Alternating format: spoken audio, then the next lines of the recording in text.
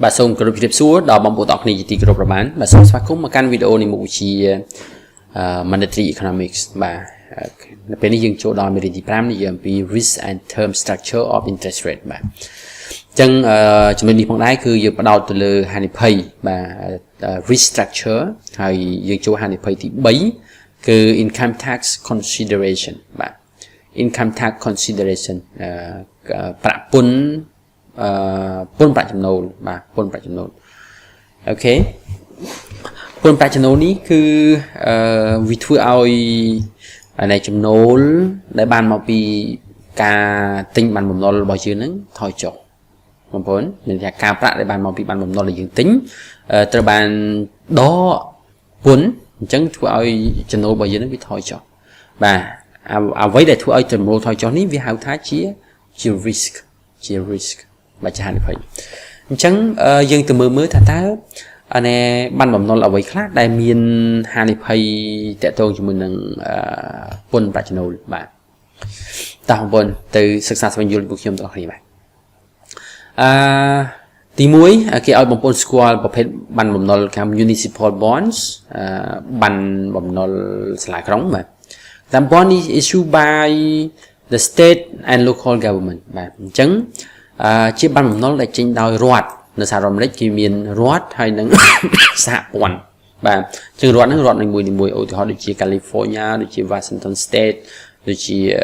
Los Angeles được chia New York chứng thấy không anh chỉ state mùi và hay anh chỉ local government và chẳng municipal bond ní cứ trên đòi rót mùi anh mình trên đòi rót xã quận này anh mình trên đòi US government này bà mình thế bạn ok một phút ta ở đây dừng mười Athene bằng nó phải nắng nè unlike the US government state and local government sometimes do go bankrupt cái thao viên mình đôi từ nâng rót tháp ba sao rồi từng mùi tế rót hai nâng rót tháp ba làm bón được nông local và được nông rót mùi muối bà miền Tây khác vì ai xài thuần bà rót mùi muối nữa xài thuần mong ở miền lôi cục ron bị son một nồi kia thì bà từ pưng từ rót xạ pòn bà từ xả rót bà ok chân kiểu cho họ for example Orange County California defaulted on its debt in 1994 và bởi cái chẳng kiểu cho họ được chia từ state California chẳng mắt cứ thoa miền bị bắt mình ai so một nó bỏ đã luôn chụp bẹ kể đó để bỏ bàn một nó lụa hái mình ai miền một nó sòng và nơi cho nam mà pon của một đôi cá sấu và cái đấy là những vi miền bắc sau chẳng tam rót mũi vi miền thành là phim chẳng ok chẳng ta says municipal bonds are not the full free chẳng ban một nó là bỏ rót này muối vì mình men không miền hai này pay này cài mình son này cứ vì miền và cứ vì miền chẳng ban một nó là bỏ rót mình men rót thao mà tầng mù sao làm đấy thế bỏ rót này muối nắng cứ vì miền hai này pay và miền hai này pay chẳng vì ở default free thế bây giờ ông bố nó default free mình tham vì ở miền hai này pay này cài mình son tại nick cứ miền và bố mình thọ thiện. In addition, municipal bonds are not as widely traded and hence not as liquid. Chẳng theo bản time lớp ini tiết ban nó bỏ là khống rồi có là bỏ rót này muối cứ mình sâu miền ca chuyên đô ban từ lùm từ lì thì và mình sâu chuyên đô ban từ lùm từ lì thì được chứ vì có mình miến center vì có mình miến anh em phim nghi sưu này sạch tạng nghi sưu thì vì ở miền liquid thì nè mà này thà bờ dừng tinh hái ai nên bỏ bạn không cả lộ từ mình ok as a government bond mà bờ thiệp cho mũi nắng ban bầm nói rồi bó sao rồi và rồi bó này nó tham gia room nó tham gia sạ pon nó bảo vậy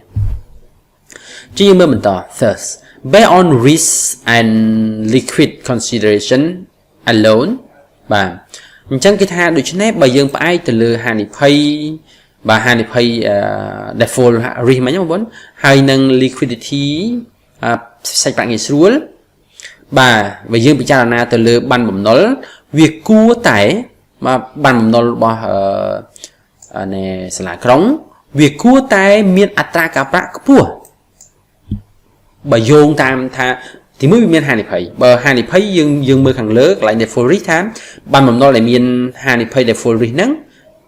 chỉ tụi tới cứ cả bạc việc pua và TP cho nó khẳng lớn đấy mua chuột bấyแต่ตรง liquidity bà xin cho ban bầm nó lúc ăn miên liquidity បាទអញ្ចឹងក៏ការប្រាក់វាខ្ពស់ដែរអញ្ចឹងបើយើងយកអាពីរនឹងបូកចូលគ្នាយើងអាចនិយាយថា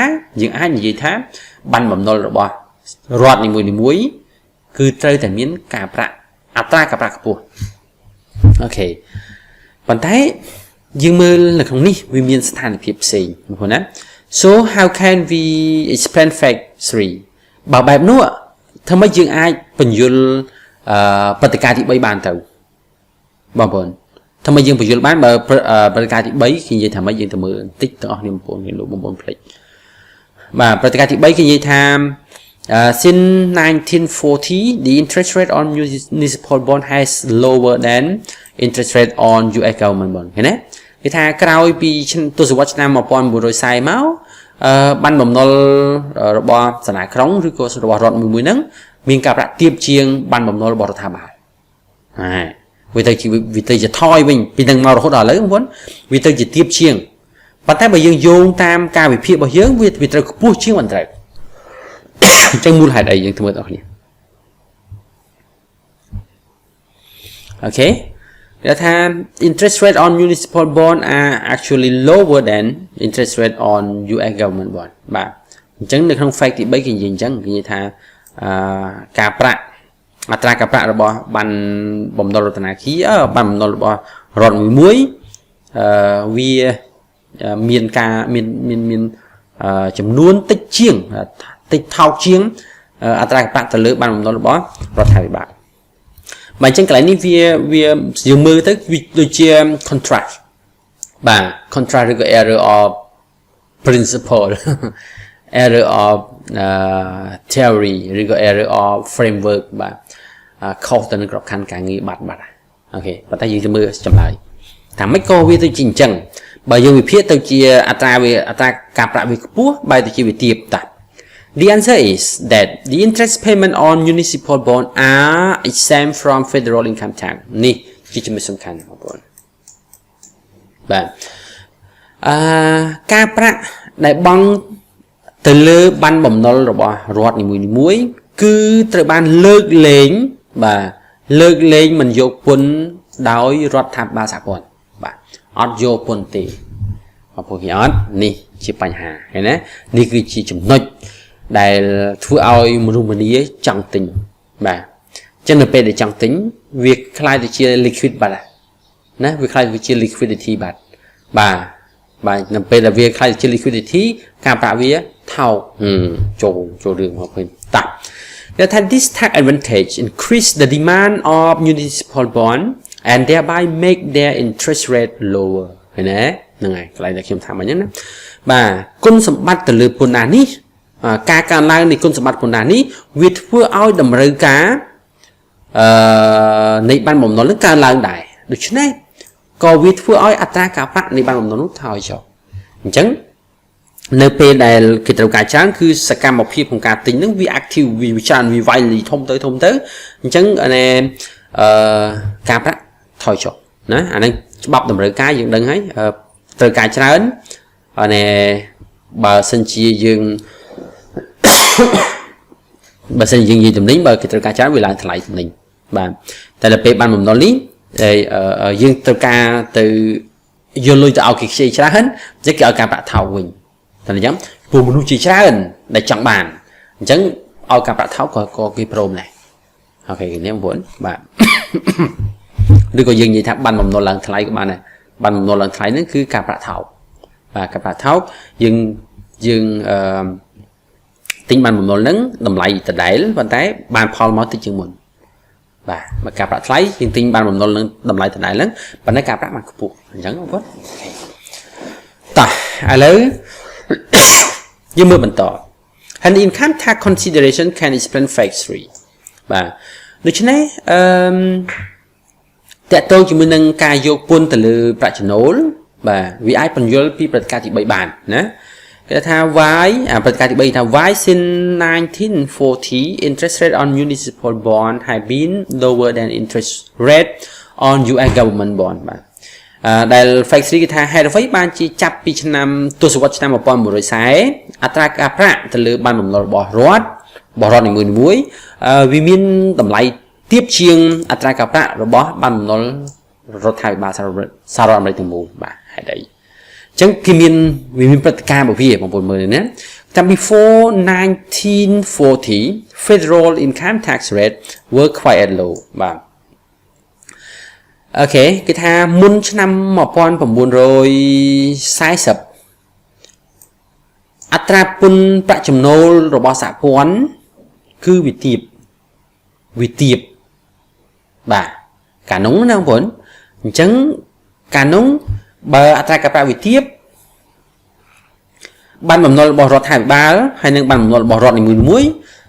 វាមិនមានអីខុសគ្នាហ្មងទេព្រោះវាអត់មានអត្ថប្រយោជន៍ទៅលើពន្ធដារណាបងប្អូនបាទដកពន្ធនឹងមិនដកពន្ធវាមិនសូវខុសគ្នាប្រហែលតិចតួចវាខុសតិចតួចព្រោះអត្រាវាទាបឧទាហរណ៍ថា 10% អញ្ចឹងទៅវាទាបអញ្ចឹងវាអត់សូវមានបញ្ហា 5% អញ្ចឹងឧទាហរណ៍បាទ 5% ទៅលើការប្រាក់ណាបងប្អូនបាទអញ្ចឹងមិនច្រើនមកទេអូខេអញ្ចឹងគេអត់សូវខ្វល់មកបាទចឹងបន្តទៀតគេថា hence the tax advantage of municipal bond were not as important ណាដូច្នេះគុណប្រយោជន៍ដែលថាការបង់សំទោសការប្រាក់ដែលបានមកពីបានបំណុលរបស់រដ្ឋហ្នឹងអត់យកពន្ធហ្នឹងប្រយោជន៍ហ្នឹងវាដូចជាអត់សូវសំខាន់សម្រាប់បានបំណុលនេះទេវាអត់សូវសំខាន់ព្រោះវាស្តៀងគ្នាហ្នឹង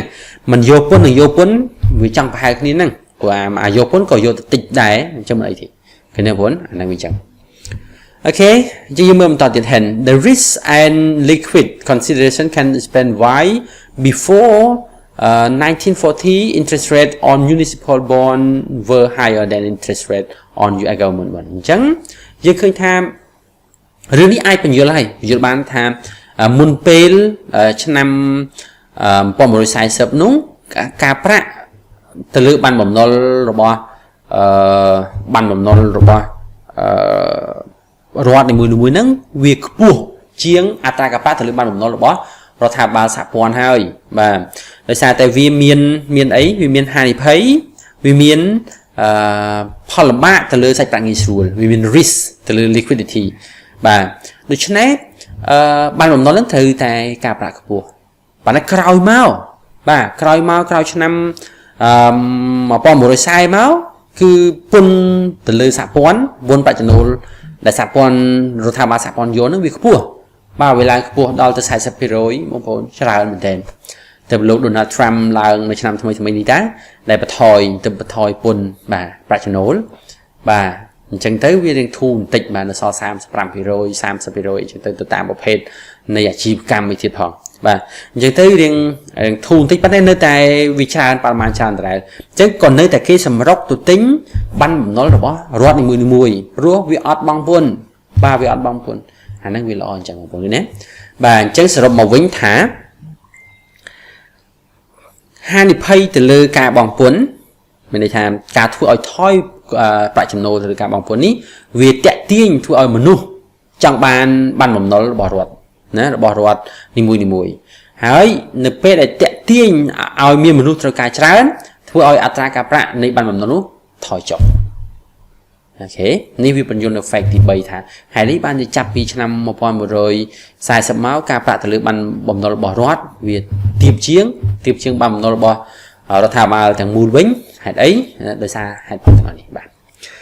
អូខេបងប្អូនអរគុណជាទីមេត្រីអញ្ចឹងវីដេអូនេះខ្ញុំសូមបញ្ចប់ប៉ុណ្ណេះអញ្ចឹង risk structure គឺបានបញ្ចប់ហើយបាទដែលមាន risk 3នៅក្នុងហ្នឹងហើយមានព្រឹត្តិការណ៍3ដែលឆ្លុះបញ្ចាំងដែរបាទសង្ឃឹមថាបងប្អូនទាំងនេះបានស្វែងយល់បានយល់ដឹងអំពីចំណុចនេះបាទអញ្ចឹងសូមបញ្ចប់វីដេអូប៉ុណ្ណេះសូមអរគុណច្រើនបាទសូមជម្រាបលា